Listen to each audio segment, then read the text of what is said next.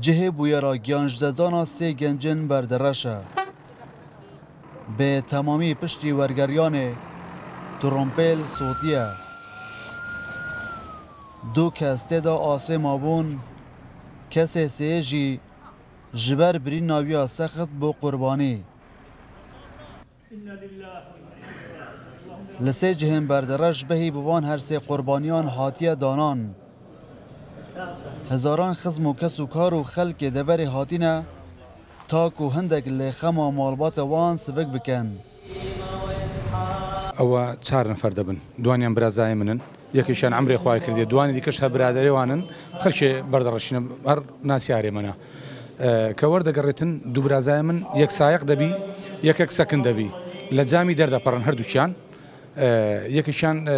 تبراینی باش وضعی اوی دیکا نزیفی کرده بو او دوانی دی لنا و سیاری بین پیان نکرا بین داری یعنی حصر بینو آگری گل لو حالتی هر دوشان لنا و سیاری سلطان حوالن هوگری کو اکج قربانین به بویره بو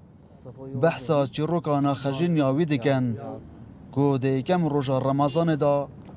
هاریکاریا مالباتکا هجار کرد بو انشاءالله خوای گەورە لێ خۆش بێت ئینسانێکی زۆر ڕووخۆش بوو هەمیشە بە ڕووی ژیاندا پێ دەکەنی لەگەڵ هاوڕێکانی بینی زۆر باش بوو ینی هەرو کەسەی دەبینم دەڵێ لە من چوو وەڵامی تر قەدەری ژیانە بوو بۆ یازدە بوو از خسته بیم گفت ترکی وی برام گفتی خودی از حال خسته من نخوشم گفت وادی من نکتم من پیدویان دا پاره دیچم من گفتی بلاوره ولات نک من گفتی که ولی کی وچی گفت عالم مسلوس و دیچم دم مال فقیره که افرو کفتاره قصب آوی خورد بویر لگوند قرناس لنابرا بردرش بروفیا لیکم شوا رمضان چه بو وان هر چاراندویان بو گشت که بشنه آکره هر چهار خزم و کس و کار و حوالن ایکودو بون لبوی کارساته سه حوالانگیان خوش دزدا